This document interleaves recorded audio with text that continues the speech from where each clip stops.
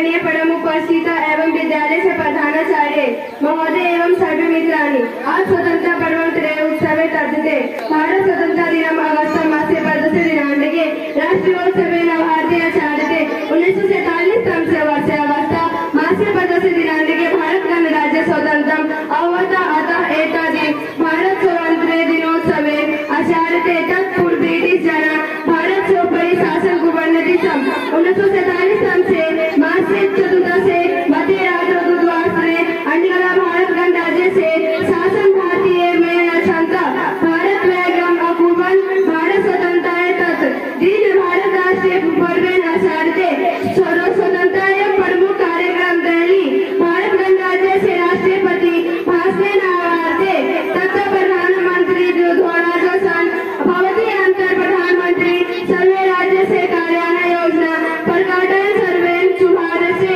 यच्छति तथा